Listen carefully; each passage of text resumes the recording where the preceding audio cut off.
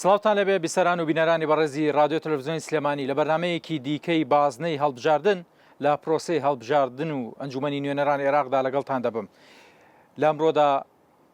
کاندیدێکی بەهێز، کاندیدێکی ماندوو، کاندیدێک کە ڕابردووی دەیسەلمێنێت دڵسۆزانە و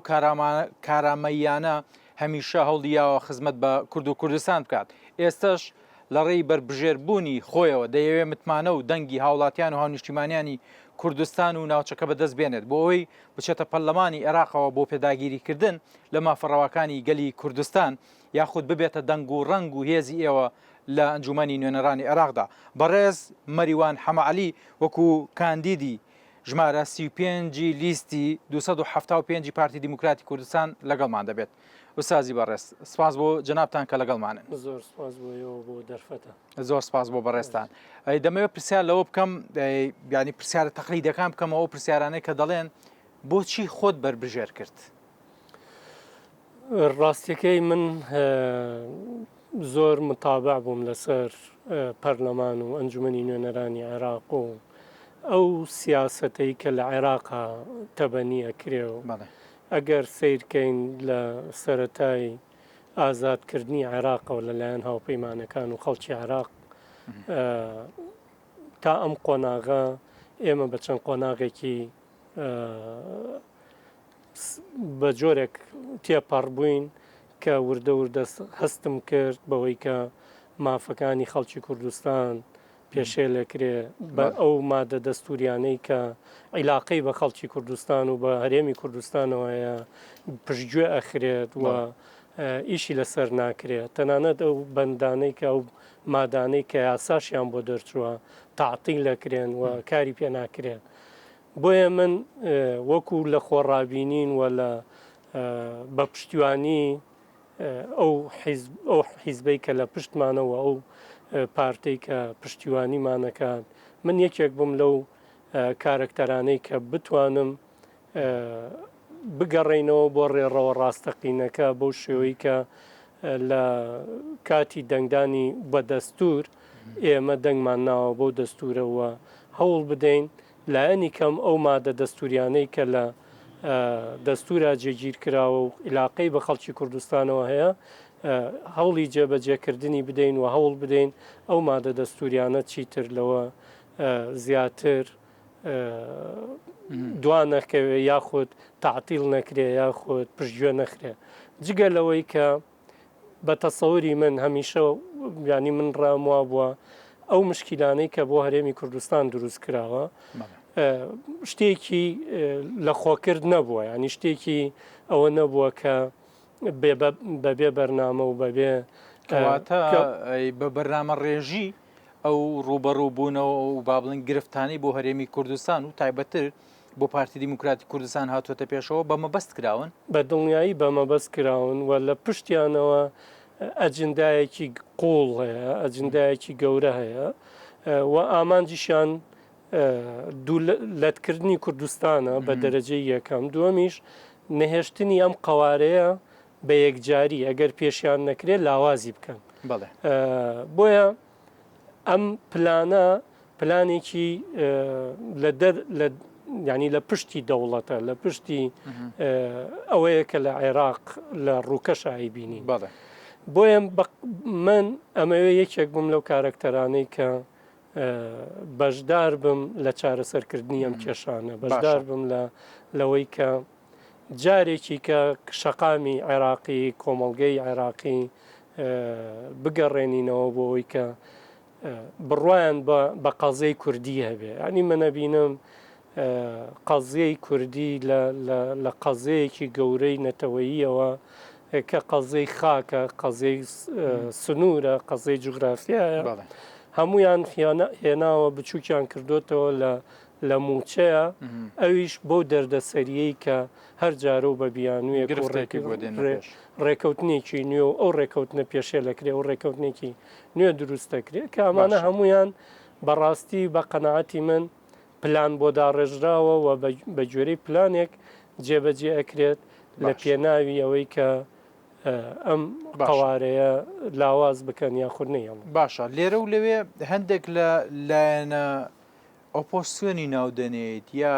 نەیاری ناودەنێت چۆنی ناودەنێت نازانم لێرە و لەوێ باسییان دەکرد دەیانگوت ئەگەر هەرێمی کوردستان موچە و شایستە نەوت و شایستە داراییەکان ئەوەی کە هەیە سنووریەکان ئاڕاستەی یا تەستیمی عراقی بکاتەوە ئێمە هەموو شتێکمان بۆ چاکە بێت بە هەموو شێوەیەک و بە هەموو ڕێکەوتنێک و بە هەموو شاندێکیش حکوومەتی هەرێمی کوردستان ئەم هەوڵانەیە بۆچی چارەسەر نەکران زانیم بە قەنەعەتی من ینی کاتێک کە باسی ئۆپۆزیسیۆنەکەی بەڕاستیە بیا وێستە بکەین ئۆپۆزیسیۆن کێ یعنی من ئەوەی کایبینم جگە لە کۆمەڵێک کارکتەری پۆپۆلیست و سوار بوون بەسەر بەرژەوەندی خوازمە بزەبت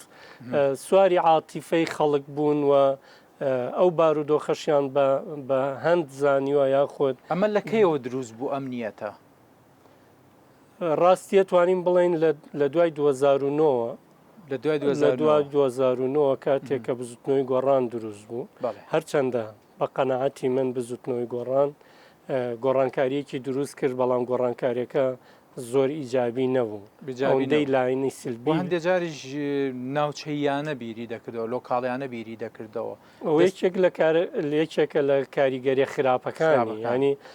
تەنانەت ئەم بزوتنەوەیە وای کرد کە مەسایلی دوو زۆنگی زۆر تۆغ بکرێتەوە ینی تەنانەت گەیشتە سەر مەسلەی ئەو شەپۆلە ئیرهابە فکریی کە ئێمە باسمانە کرد و قسەمان لەسەرێ کرد ئەم ئیرهابە فکریە تۆخ کرایەوە بە جۆرێک لە منافەسەوە بوو بە ڕق ینی خەڵکانێک دروست بوون کە بە ڕقەوە باشمولیان من بۆ بیسەر و بینەرەکە دەمەوێتەوە بڵێم کە بەڕێز مەریوان حەماعەلی تەنها بربژێرێک نییە با سەدفە هات بێتە نێو ئەی بربژێر بوون و ئەم با بڵێن ململانەی کاندیدەکانی دیکە و حەزبەکانی دیکەەوە ڕابردوویەکی هەیە لە شۆڕش و قوربانیدان لە خۆی و بنەماڵەکەی کە هەمیشە لە نێو پارتی دیموکراتی کوردستاندا لە شاخەوە بۆ شار هەوڵیان ناوە خزمەت بە کورد و کوردستان و تاوی چین و توێژەکان بکەن کاک مەریوان ئەمە گرنگە بۆ کەسێک کە بەم ئینتیمایە پەروەردەکرا بێت لە ئەم ڕۆژدا هەوڵی چوونە نێو پەرلەمانی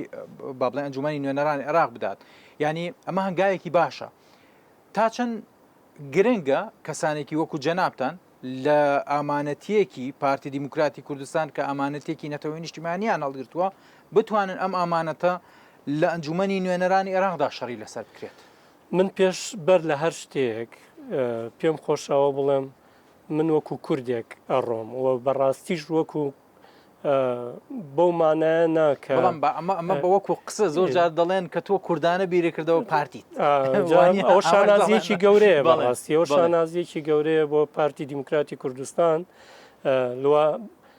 مەسئولێتێکی گەورەشە ینی لەگەڵ ئەوەی کە شانازیە بۆ ئەندامانی پارتی و بۆ پارتی کە هەڵگری پاراستنی بەرژەوەندەکانی خەڵکی کوردستانە پاراستنی کەرامەت و هەیبەتی خەڵکی کوردستانە بەڵام مەسئولێتەکەش گەورەیە ینی چەند شانازیەکە گەورەیە مەسئولێتەکەش گەورەیە کە ئەبێ پارتی لە ئاستی ئەو بەرپرسیارەتیە کە فعلەن لە ئاستی ئەو بەرپرسیارەتیە بووە و تا ئێستاش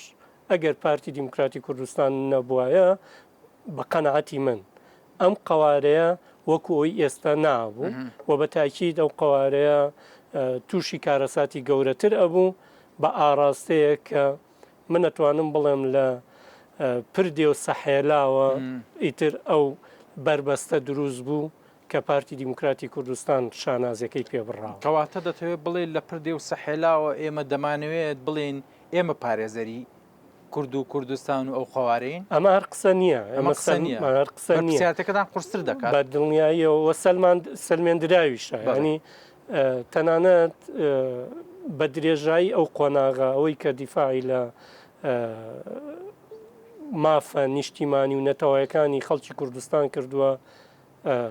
بێگومان هەموو لیستە یان فراکسیۆنەکانی کوردستان بە زۆربەی کات هاوکار بوون و پێکەوە بوون بەڵام سەرمەشقیان فراکسیۆنی پارتی دیموکراتی کوردستان بووە و هەر ئەوەش وای کردووە کە پارتی چاوی زیاتری لەسەر بێ و دژایەتی زیاتری لەسەر بێ بەڵێ. و جگەلەوە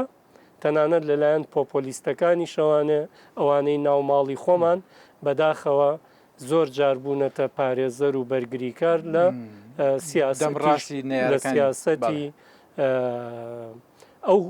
ئەوانەی کە وەکو شۆڤێنی بیریان کردوتەوە ئەوانەی کە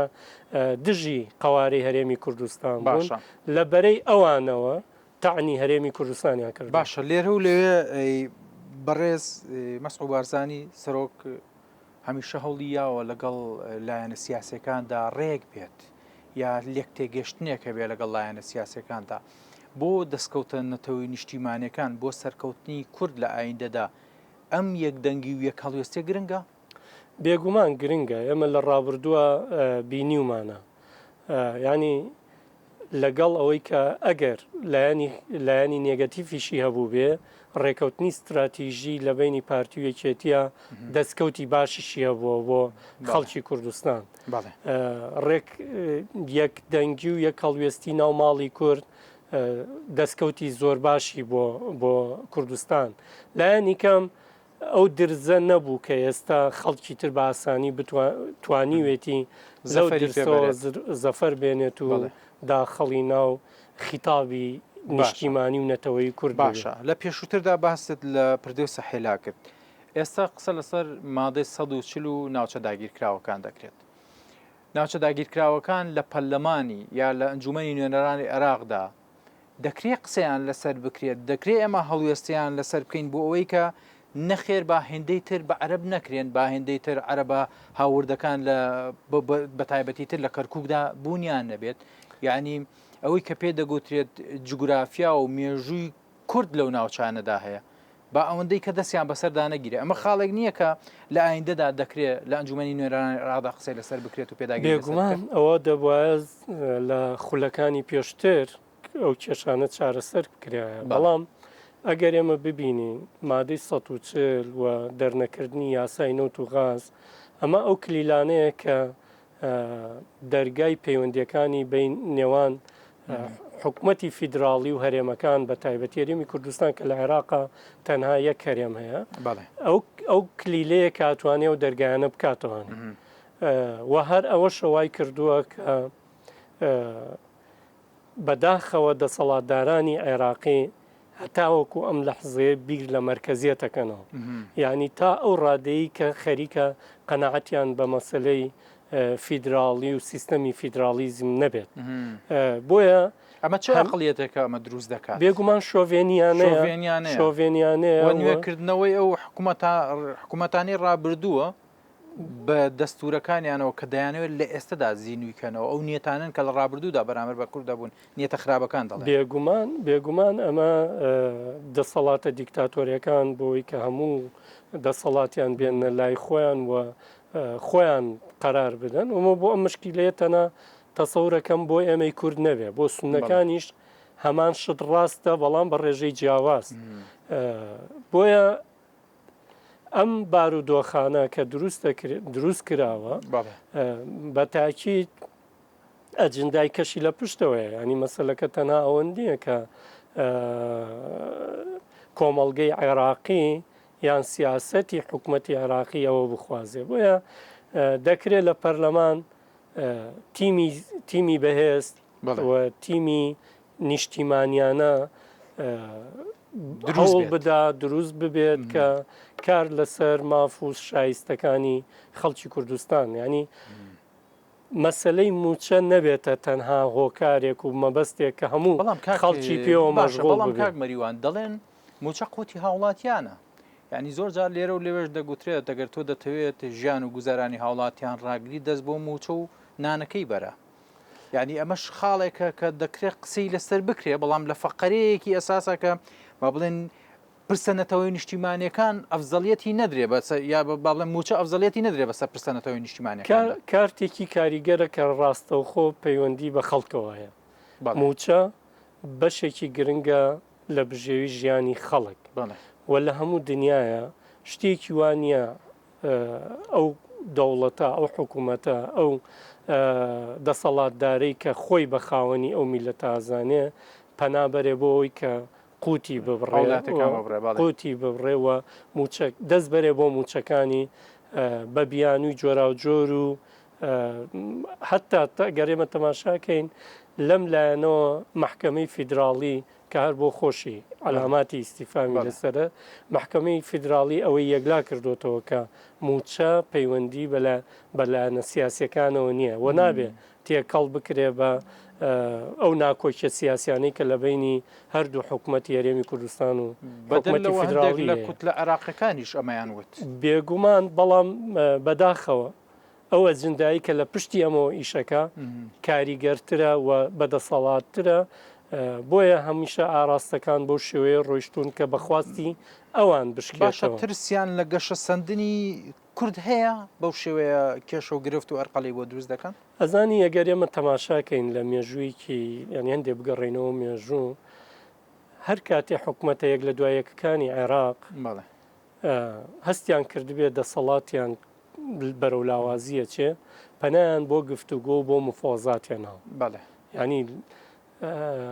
هەتا لە شەستەکانەوە هەتاوەکو هەفتا هەتاوەکو هەشتا هەتاوەکو 92 بەڵێ وە 2005 کە عێراقی تازە دروستە بێ ئەو کاتانەی کە دەسەڵاتدارانی عێراق هێزیان لاوازە پەنا بەنە بەرەوەی کە گفتوگۆ بکەن و بە گفتوگۆ نزیک بنەوە بەڵام کاتێکە خۆیان ئەبینن لە هێزا لە قووەتە لە ئیمکانێتی مادیە ئەو کاتە لە هەموو ڕائەکانیان پەشیمانە بنەوە ینی بەداخەوە ینی ئەمە جیاوازە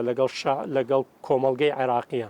ئەمە دەسەڵاتدارانی سیاسی عێراقی بەشێک لەوان ئەم تێڕوانی نەخراپەیان هەیە ئەم بیرۆکە خراپەیان هەیە کاگاتە ئەو ڕادەی کە تەنانەت بڕواان بە مافی ئەوە نییە کە کورد نەتەوەیەکە و حەقی ئەوەی هەیەکەوەکو ترسیان هەیە لە گەشە سندن و سەرکەوتنی کوردستان چونکە لە پەیامەکانی ڕابردووی بەشێک لە سیاسەکانی عێراقدا باس لەوە دەکرا دەگوترا با بڵێن بەرپرسانی سیاسی عێراق وایان بە هەرێمی کوردستان و بە هاوڵاتیان دەگوت دەیانگوت هەرێمی کوردستان دۆخی باشە ئەگەر دۆخی باش نەبێت چۆن دەتوانن باڵەخانەکان بەرزکەنەوە چۆن دەتوانن ژیانێکی بۆ شێوەیان هەبێت کەواتە ئەوان ئەوەندەی چاویان لە ژیان و لە تەتەورات و پێشکەوتنەکانی ئێمەیە ئەوەندە چاویان لەوە نییە کە شایستە دارایەکانە دەستورە پابند و تا کۆتایی ئەوە بن بەنسبەت مەوزوعی دارایی و موچە و ئەو شتانە وەکوتم عێرا ئەم دەسەڵاتانە هەوڵیان داوە دەست بەرن بۆ کارتێک کە کاریگەری لە خەڵکەکە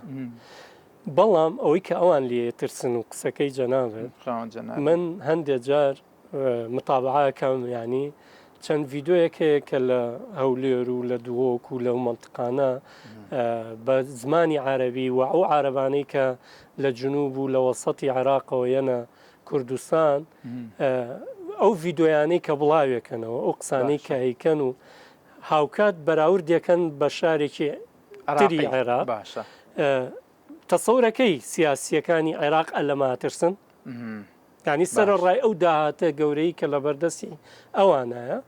بەڵام بەسرا بێ ئاوە بەسرا سیاسەتی بەراوردکاریەکرێت ئێستا هاوڵاتی عێراقی ئەگەر ینی بەرپرسەکانی چاوپۆشی بکەن بەس هاوڵاتێکە چاوپۆشی ناکە هاوڵاتی عێراقەکە هاوڵاتی عەرەبەکە چاوپۆشی ناکە کە دەزانێت هەرێمی کوردستان بەو ئیمکانێتە کەمەوە بەو دەسەڵاتە کەمەوە کە هەیەی کوردستانی بەم شێوەیە ڕازداوە کردووە هەر ڕۆژە و شتێک تەتەور دەکات بۆ نمونە ئێمە ئەگەر باس لە دەستکەوتەکانی هەرێمی کوردستان بکەین لەو کابینەی بەڕێز مەسرۆ بارزانیدا دەبینین کارەبای 24 کاتژمێرمان بۆ هەیە دەبینین ئاوی 24 کاتژمێرمان بۆ هەیە ینی ئەمانە لەو دەستکەوتانن کە لە ئێستەی عێراقێکدا لە بەغایەکدا کە پایتەختی عێراقە ئەم دەستکەوتانە نین کەواتە هاوڵاتی عێراقی دێتە سەر ئەم بەراوردکاریانە بۆ ئەوان بەو دەستکەوتانە و بەو ئیمکانێتەکەەوە کەمەوە ئاوا سەرکەون ئێمە هەر بەرەو دواوە بڕۆین تا ئێستا جادە و ڕێگەوبان و ئاوڕێکمان نەبێت بە قەنەعەتی من ئەگەر پێیان بکرایە دەسەڵاتدارانی عێراقی پێیان بکرایە ڕێگەیان لەو گەشتیارانە ئەگرت کە لە جنوب و وەسەتەوە یەن بۆ کوردستان بۆ ئەوەی ئەو بارودۆخەی کە لە کوردستان ئەو پێشکەوتنی کە لە کوردستان هەیە سەرە ڕای ئەو وەزعی اقتصادی خراپەی ئەو حەسارە اقتصادە خراپەی کە خستویانەتە سەر هەرێمی کوردستان ڕێگریانە کرد بۆی کە بێن بۆ کوردستان بۆی ئەم بارودۆخی کوردستان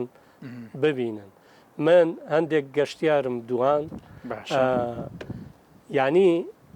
لەوە زیاتر پیان خۆش بوو کە بچن بۆ دووبەی یان بۆ تورکیا کە هاتوون بۆ کوردستان. یعنی یەکێک لەو عایلانە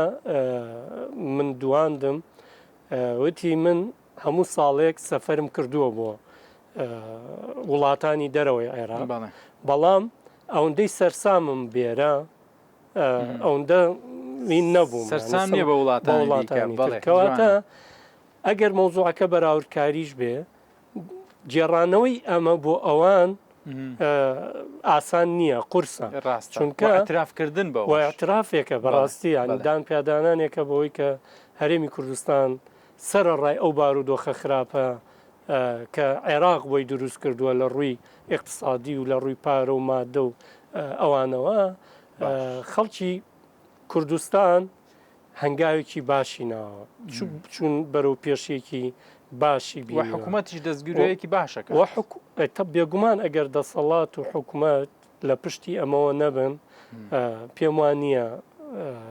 باش لایەنەکانی خۆت ئەوە دەسەڵات و حکوومەت لە عێراقی شەیە باش ئەو ئیمکانێتە زەوەلاحیکە لە بەردەستی ئەوانە هەیە هیچ کاتێک لە بەردەست حکوومەتی هەرێمی کوردستانان نەبووە. کەواتە ئێستا دەچینە سەر ئەو خاڵە ئەساسی ئەو دروشمە با بڵین بەمە بەست و گەورەیەی کە پارتی دیموکراتی کوردستان هەڵی گرتووە کە دەڵێت هاوبەشی و هاوسەنگی و سازان ئەم سێ خاڵە لە چەمکێکی گرنگی پارتیدا بۆ ئایندە دەیەوێت کاری لەسەر بکات. ئەگەر تەماشا بکەین هەمیشە لە هەر قۆناغێکە پارتی ئەو دروشمانەی کە هەڵی گرتووە تەنها دروشم نەبووە بۆ بانگەشەی خۆی لە ئازاری نەسازانەوە لە خەم و تەمی هاوڵاتیەکانەوە لە خەم و هەمی هاوڵاتیانەوە ئەم چەمکانەی هەڵبژاردووە. ئێمە هاوبەش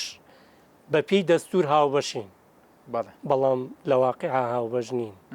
بۆیە پارتی دیموکراتی کوردستان مەبەستێتی وە پێویستی شەوابێ کە ئەبێ لە عێراقێکە کەرامەتی ئێمە پارێزراو بێت و هاوبەشی ڕاستەقی نەبین لە دەست لە ناو ئەم عێراقەیە. باشە لێرە و لەوێ هاوڵاتیان دەبینین نیگەرانن یا هەندێک جار دەڵێن تۆزە خۆیان لە پرۆسەی هەڵبژاردن و دەنگدان بە دوور دەگرن وەکو بربژێر چی دەکەن بۆ ئەوەی کە هاوڵاتی ئاشتکەنەوە بچێتە سەر سنووقەکانی دەنگدان و دەنگ بەیەوە بدات. بەداخەوە بارودۆخەی کە دروست بووە بارودۆخێکی گونجاوە بۆ ئەوەی کە خەڵک هەمیشە تووڕە بێت و عاجز بێ و وە کاریگەری ڕاستە و خۆی لەسەر دەروون و هزری بە تاکی خەڵکی کوردستان کردووە. لە پێناوی ئەوەی کە ئەم بارودۆخەت چارەسەر بێت و لە پێناوی ئەوەی کە کوردستانێکی بەهێزتر و کابینەیەکی باشتر و بە جۆرێک کە چارەسەری هەموو ئەو گرفتانەی کە لە ڕابردووە دروست کراوە بکرێ چوونە سەر سندوقەکانی دەنگدانە بەشداریکردنە لەم پرۆسە سیاسیە بۆ ئەوەی کە بەشدار بن لە هەڵبژاردننی ئەو کاندیدانەی کە دڵخوازی ئەوانە ئەو قایمە و لیستانەی کە دڵخوازی ئەوانە تاوەکو ئەوانە ببنە نوێنەری ڕاستەقینەی ئەوان تاوەکو داکۆچی